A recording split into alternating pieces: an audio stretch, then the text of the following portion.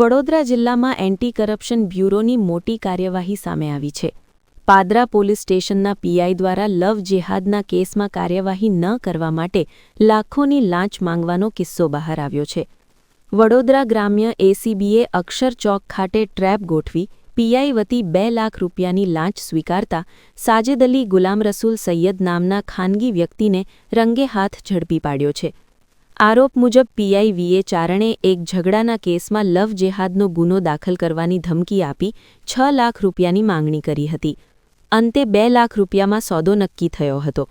ફરિયાદી લાંચ આપવા ઇચ્છતા ન હોવાથી એસીબીનો સંપર્ક કર્યો હતો, જેના આધારે ટ્રેપ ગોઠવાયો અને આરોપીને રકમ સ્વીકારતા જ ઝડપી લેવામાં આવ્યો.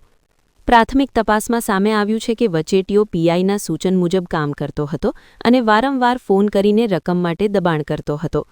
હાલ પીઆઈ વીએ ચારણ ફરાર છે અને એસીબી દ્વારા તેમની શોધખોળ શરૂ કરવામાં આવી છે.